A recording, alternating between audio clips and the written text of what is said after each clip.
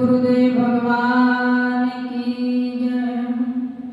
अखंड मंडलाकारं व्याप्तं येन चराचरं तत्पदं दर्शितं येन तस्मै श्री गुरुवे नमः। तस्मै श्री गुरुवे नमः। संत शिरोमणि सद्गुरु बंदी छोड़ कबीर साहब महाराज, अनंत श्री विभूषित जगत गुरु आचार्य बाबा गरीबदास जी महाराज के चरणों में कोटि कोटि प्रणाम। परम योगेश्वर महान विभूति परम पूज्य गुरुदेव जी के चरणों में कोटि कोटि वंदन प्रणाम। सभी संत महापुरुष और भक्तों को सत्साही प्रणाम। हम सबको जीवन में परमात्मा को पाने की आकांक्षा रहती है। परमात्मा कब मिलते हैं? जब हमारे सारे तर्क निराश हो जाते हैं तब परमात्मा मिलते हैं।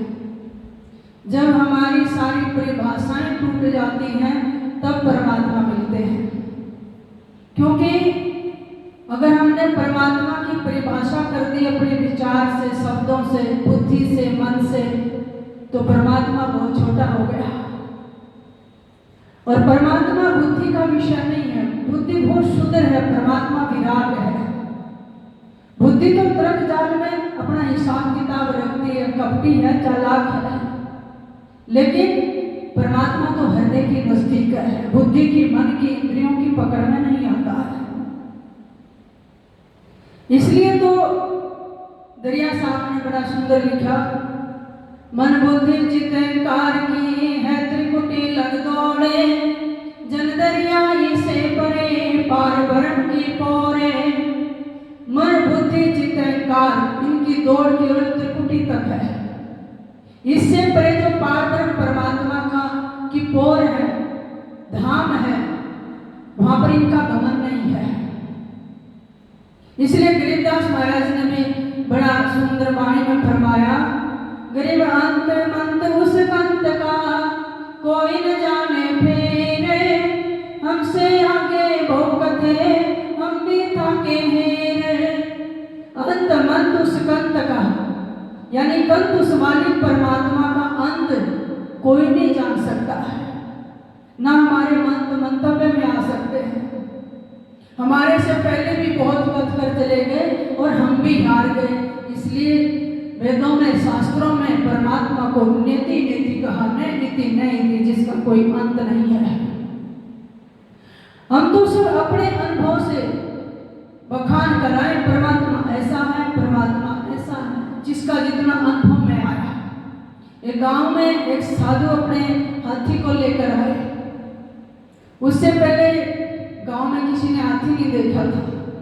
गांव में 4 अंधे भी थे। उन्होंने कहा हम भी हाथी देखेंगे, पर आंख नहीं थी, देख कैसे सकते थे।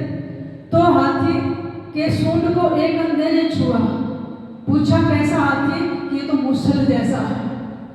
दूसरे सूरदास ने हाथी के पैर को छुआ ऊपर से नीचे तक। उसने कहा हाथी तो थंब जैसा है, जैसे थंब होता ना घरों में। तीसरे ने हाथी की पूंछ छुई तो पूछा कैसा है? कि चोर जैसा है। और चौथे ने हाथी के कान छुए तो पूछा हाथी कैसा? कि सूप जैसा है। लेकिन हाथी ना मुसल जैसा, ना थंब, ना चमर और ना सूप जैसा। ये सब को मिला के पूरा हाथी बनता है। इसी प्रकार हम भी अपने अपने अनुभव से करें परमात्मा ऐसा है, परमात्मा ऐसा है, लेकिन दृष्टि मुष्टि से रहित है। किसी आत्म अनुभवी, आत्म साक्षात्कारी संत के सानिध्य में आने से हमें उसका पूर्ण अनुभव होता है।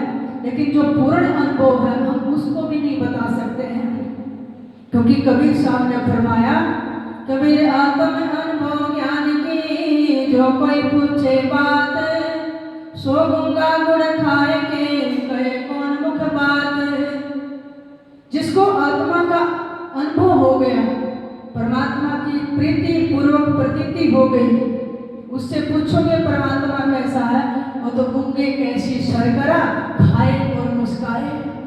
अब गूंगा गुड़ खाए उससे पूछो कैसा है, हाथ पैर चलाएगा, चेष्टा करेगा, प्रयास करेगा, लेकिन बता नहीं पाएगा गुण कैसा है।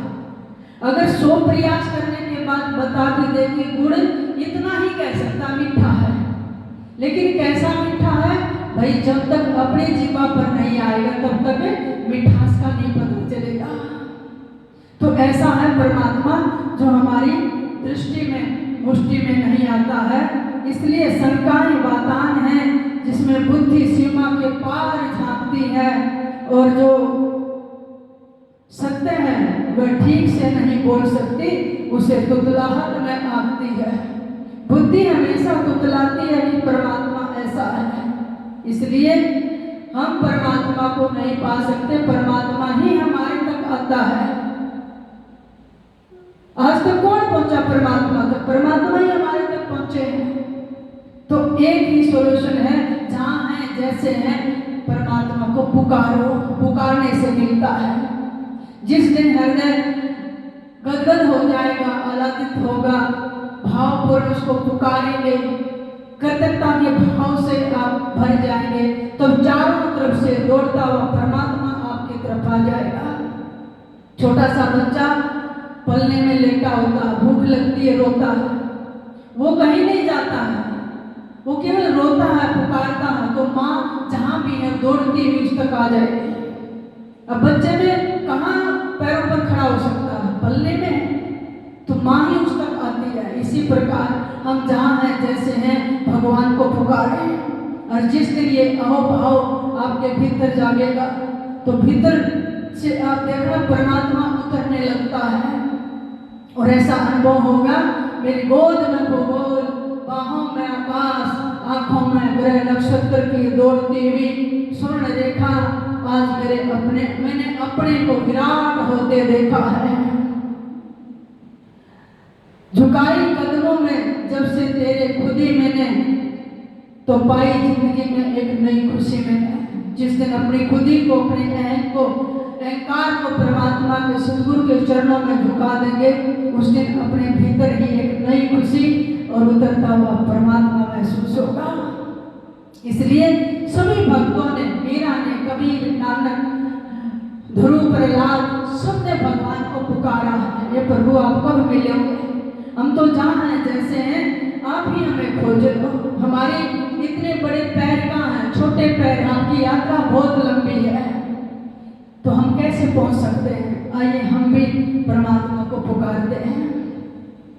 कब मिलोगे दीनानाथ हमारे, नाथ हमारे, कभी मिलोगे जी, कभी मिलोगे दीनानाथ हमारे, नाथ हमारे, कभी मिलोगे जी।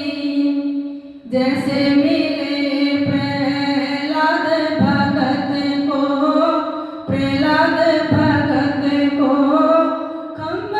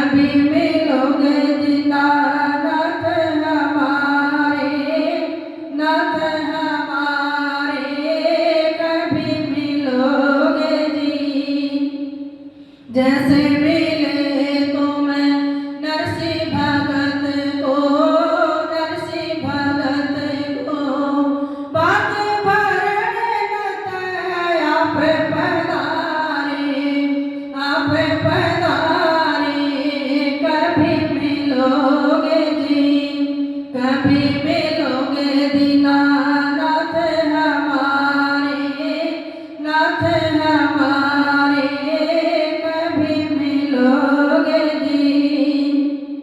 सूरदास को प्रभु कब मिलोगे, सूरदास को प्रभु कब मिलोगे।